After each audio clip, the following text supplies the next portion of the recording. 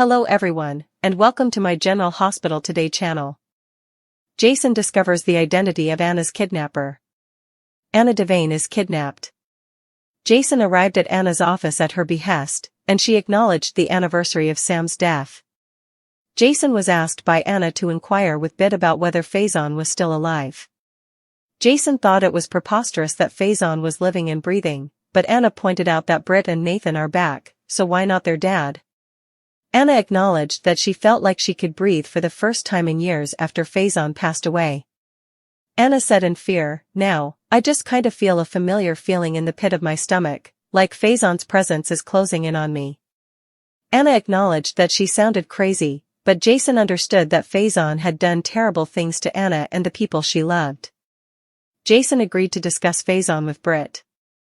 Anna thanked Jason and told him that he was the only person she felt she could trust at the moment. "But trust me, I shot Faison. No stagecraft was used. It was true. So, you can have faith in me when I say that man is dead," Jason said. Jason could be wrong, and Anna couldn't shake the feeling. Jason wondered if Sidwell was using the threat of Faison just to mess with your head. Jason thought the bad guys were trying to distract Anna. When Anna sat down in her car later, someone reached from behind and chloroformed her. Later, Anna awoke in a strange room holding a metal chair in her hands. She shouted for help. Suddenly, she heard Faison's voice through a speaker. "Be at peace, Anna." The voice said, "You're on your way to a new life." At the Axe bar, Sunny met up with Justine. Justin was looking forward to a tasty meal, and she was surprised to learn that he cooked lasagna at the Axe bar. He even rented out the whole place so they wouldn't be seen in public. Justine inquired whether this was a ruse. She was now in a place with the town crime boss and sharp weapons. "If you don't feel safe around me, you don't have to stay," Sunny teased. They started throwing axes as soon as Justine remained. Justin was impressed with Sunny before proving she had no idea what she was doing. "You throw a hatchet like you throw a softball," Sunny quipped. Justine described the meal as mind-blowing after the two continued their flirtatious conversation. Justine was aware that being there would force her to withdraw from Willow's case, which, of course, involved Michael. Justine had no intention of recusing. "I know Alexis and I know what she can do, and she's going to put you on trial, Justine," Sunny warned. Justine wasn't moved. Sunny offered another warning, "You're going to earn the wrath of Congressman Kane. He will make sure to end your career." Sunny claimed he was trying to protect Justine, but she didn't buy it. She knew Sunny wanted Willow to be exonerated and the case to then just go away. Scout sat moping on Alexis's couch. She told her aunts she didn't want to go trick-or-treating because she was sad.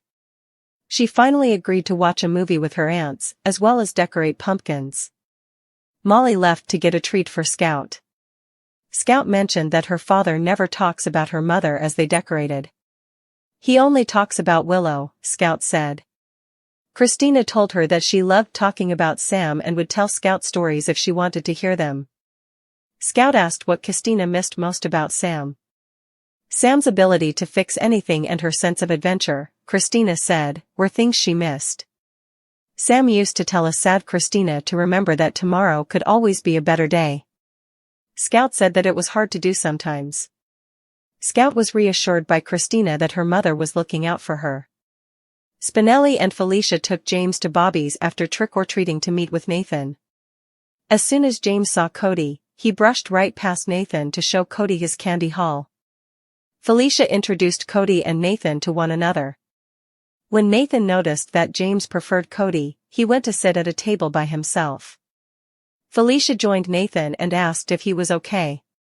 "Hard to compete with a real-life cowboy," he said. Spinelli and Felicia could tell Nathan was a little hurt, but he understood that James knew Cody better and was attached to him. Spinelli stressed that James' life shouldn't be disrupted at the moment, with Maxie being in a coma. Nathan understood that meant keeping him in the home he was used to. "As much as I'd like to be his full-time dad right now, I don't think he's ready for that, and neither am I," Nathan stated, much to Spinelli's relief.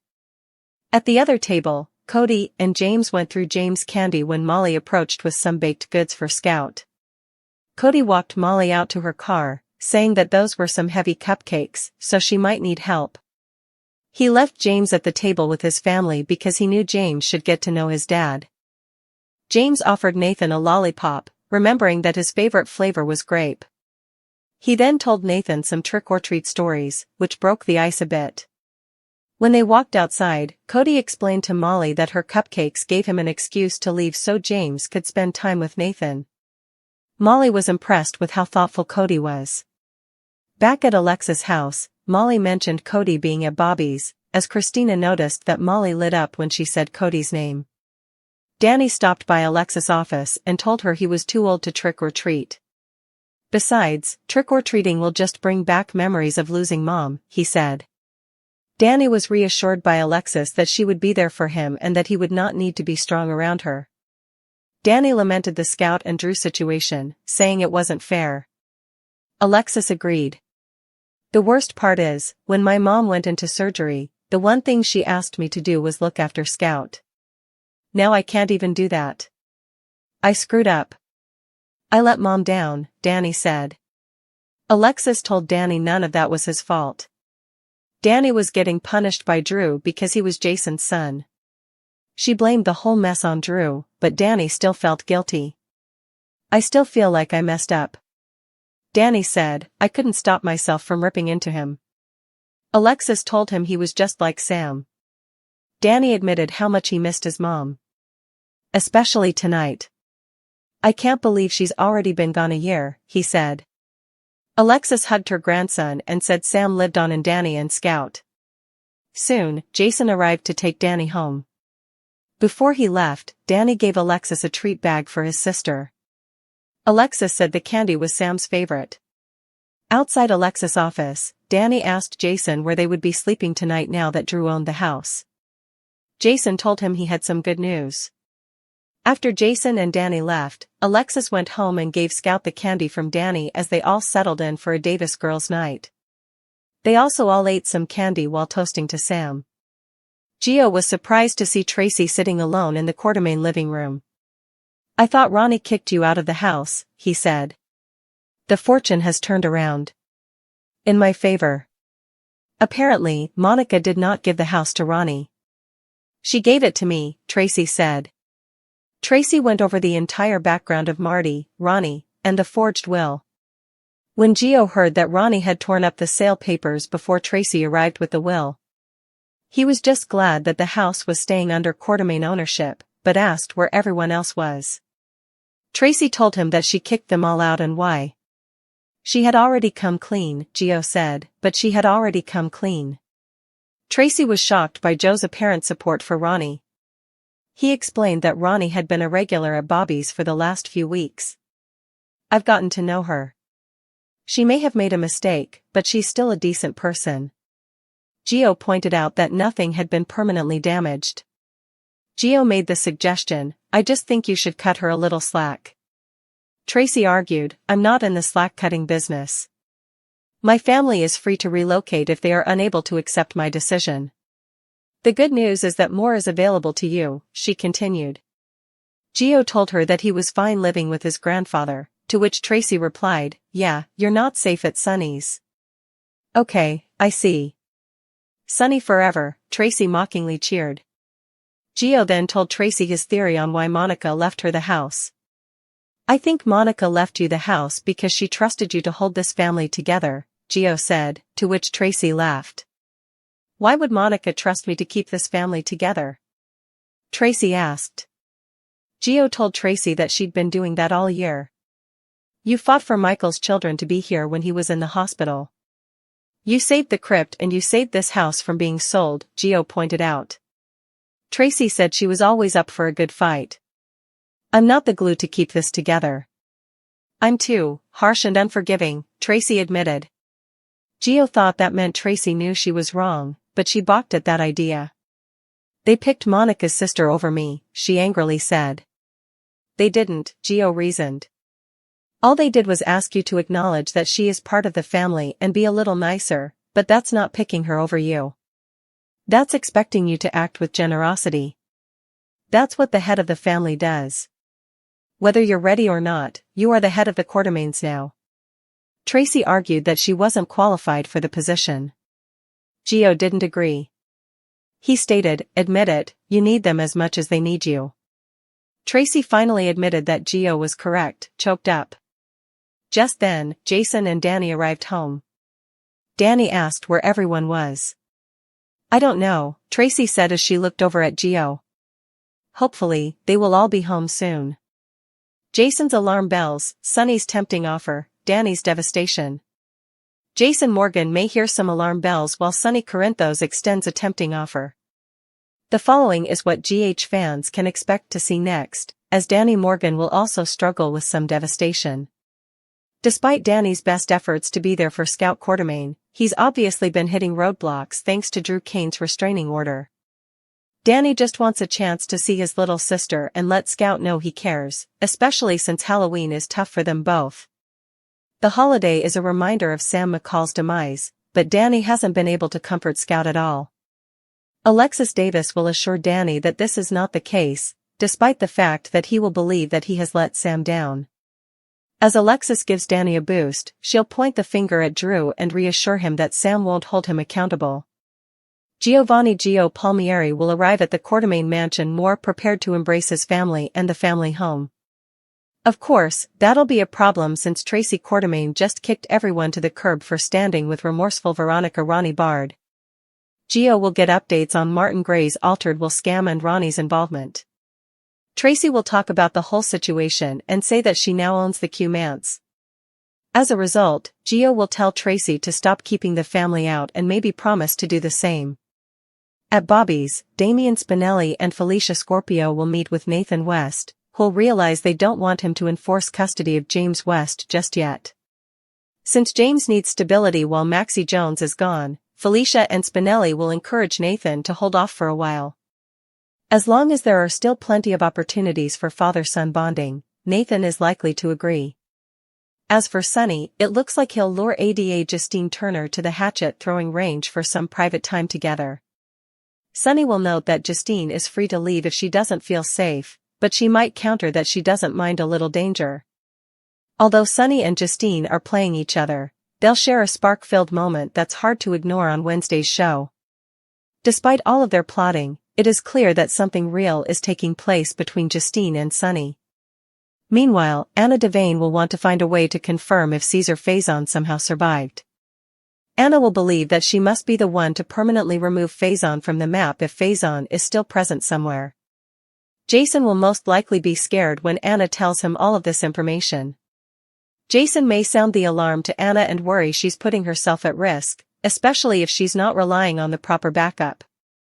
Jason felt a chill run down his spine as he stepped into Anna's office, the air heavy with the memory of the past, and the anniversary of Sam's death weighed visibly on her. She looked up at him, her eyes betraying a mix of fear and resolve, and asked quietly if he could find out from Britt whether Faison was still alive. Jason paused, incredulous, even though he had learned never to dismiss Anna's instincts outright. The idea seemed absurd. Faison, the merciless mastermind who had tormented them all for decades, truly dead, or at least he should have been. But Anna's reasoning was simple. If Britt and Nathan could return from dangerous circumstances unscathed, why could Faison not still be lurking in the shadows, scheming? Anna admitted with a tremor in her voice that after Faison's supposed death, she had finally felt a sense of relief, as though a suffocating weight had lifted from her shoulders. Yet now, she felt that old, familiar dread settling back into her gut, a gnawing sensation that Faison's presence, or at least the threat of it, was closing in, tightening around her life like an invisible noose. Jason listened, understanding that Faison's crimes had left scars far deeper than physical wounds, scars that haunted not only Anna but everyone she loved, a lingering terror that refused to dissipate even in the face of supposed closure. When he assured her that he had personally shot Faison, that there had been no deception, Anna's eyes betrayed a flicker of doubt. The fear in her gut was not so easily quieted. Jason contemplated whether Sidwell or some other adversary was manipulating the perception of Faison's return, using the specter of her past tormentor to distract and destabilize her. Despite his reassurances, the dread in Anna's eyes was palpable, and it gnawed at him as much as it did her. Later, as Anna sat alone in her car, attempting to collect herself, the quiet hum of the city around her was suddenly pierced by an unseen danger. A hand reached over her shoulder, pressing a cloth to her face, her vision blurred, the world tilting violently as darkness overtook her. She struggled, cried out, and then was gone, abducted in the blink of an eye. When consciousness returned, she found herself in a cold, unfamiliar room, her wrists cuffed to a rigid metal chair, panic surging through her veins. Her voice echoed in the empty space as she screamed for help, but the only reply was a sinister voice crackling from a speaker. "Be at peace, Anna. You're on your way to a new life." It was Faison. No, the voice sounded eerily like him, but how could this be? Jason had shot him, he should be dead.